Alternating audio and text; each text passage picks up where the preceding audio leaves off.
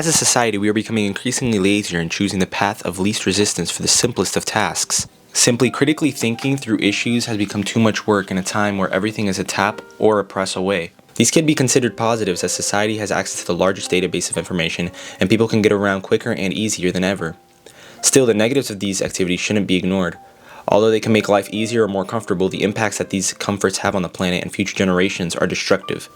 In this video, I will be discussing how modern comforts like fast fashion, cars, and generative artificial intelligence lead to harmful byproducts like carbon emissions and the consumption of resources. Beating heart of an empire. Fast fashion is the mass manufacturing of clothing made very quickly and inexpensively. This is a comfort for consumers because these cheap production costs usually lead to cheap prices of these products. The problems of this are harmful byproducts that are released in the production of these, the use of resources in return of a cheap product, and the waste associated with it afterwards. The first problem comes with the resources used when manufacturing these products. To make 1 kilogram of cotton, manufacturers need 7,000 to 29,000 liters of water. And for a single pair of jeans, it's not any better at 1,800 gallons of water. It's not like these larger or smaller corporations are using less or more water. They're all relatively using the same amount of water. It's just that these larger corporations are making a lower quality product, which therein lies the problem. It's waste. Then we turn the page to carbon emissions. In the making of these fast fashion clothing, companies will try to make the production of the clothes as cheap as possible. This means sending the clothes to different countries that have their own specific cheap labor. This movement of clothes means that these companies are sending out massive loads of clothes to different countries. This has a huge effect on carbon emissions as these planes release a lot of greenhouse gases when they're used. Finally, we reach the landfill, where all fast fashion clothes inevitably end up earlier than other clothes. In the past 2 decades, the production of clothes has doubled and the consumption has almost doubled as well, from 7 kilograms to 13 kilograms per person. This wouldn't be a problem if the clothes are being used and not thrown away, but this isn't the case. This same article states that over the last 60 years, the textile waste produced by each person has been increasing exponentially. Now, this isn't saying that I don't partake in such activities. I've been known to buy fast fashion jeans and shirts, but I hold on to them until they start ripping. Now, hearing all of this probably sounds very depressing, but it's good to know that there are alternatives to this. The main one being secondhand shopping. Thrift stores provide an amazing alternative to fast fashion as it provides consumers a way to extend the life of any piece of clothing. Whether it was a quickly produced shirt or a slow handcrafted pair of pants, secondhand buying is the best method to shop for clothing with the earth and its resources in mind. If secondhand shopping doesn't seem right for you, and you're willing to spend a little extra for your clothes, there are online sustainable shopping sites that provide earth-friendlier options. Put it in drive? Yes! Yes! Yes! Put it in drive! Then what? Pour it? No! Cars are great. They help us get to work, get groceries, have fun, and take us to places we wouldn't have been able to visit without them. But how much of those activities could you have just walked to? I know this isn't applicable to all countries because they all differ from road laws and regulations, but how many times have you taken a leisurely drive for entertainment? Or how many times have you chosen the longer route because you wanted to listen to a specific song in your car? But even if you've done these things, does that mean that you caused global warming? Gunnemer debates the philosophical ideas around this discussion.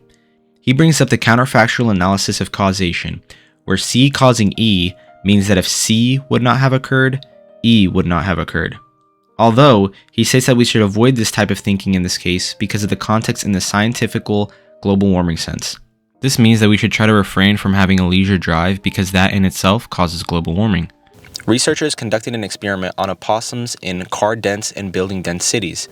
They found that the opossum population in the car-dense cities dropped drastically, while the opossums in the building-dense cities had close to no effect. If we apply this same logic to humans, we would be affected by the emissions released by cars as well, even though we aren't opossums. Alternatives?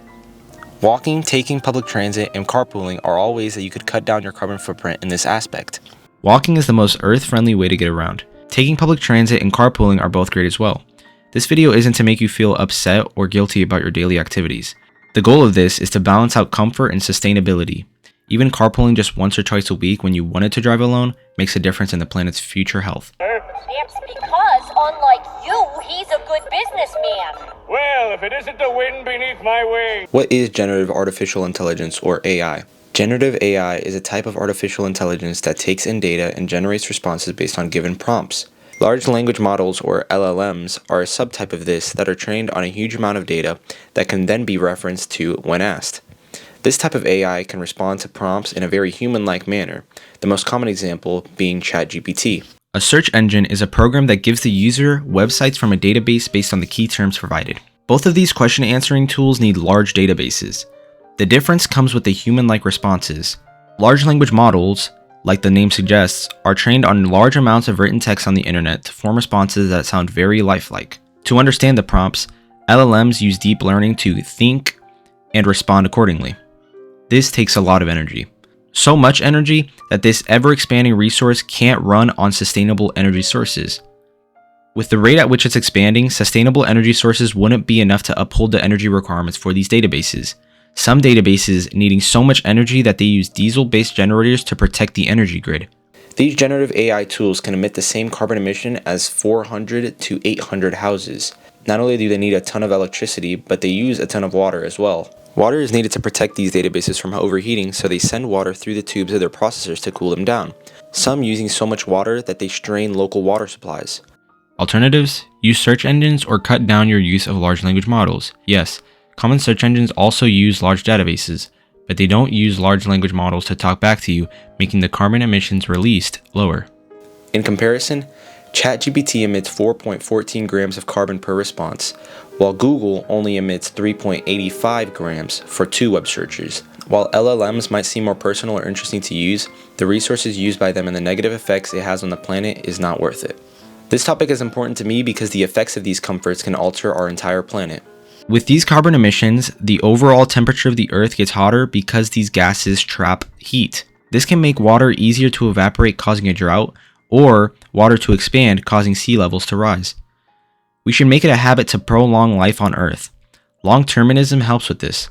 Long-termism is a philosophical idea that consists of focusing on the effects that you have on the future of the planet. The goal of this is to try to maximize the lifespan of humanity by focusing on the good that you could do today. With this, all of the comforts that we have in life have negative consequences, but that doesn't mean we should fully abstain from them. We should live our lives having a balance of enjoying it to the fullest, while also keeping in mind that what we do has consequences. If long-termism doesn't sound like your thing, try to limit yourself just once a month. Next time you buy a fast fashion item, drive somewhere, or ask AI a question, ask yourself if there was an alternative you could have done to help future generations.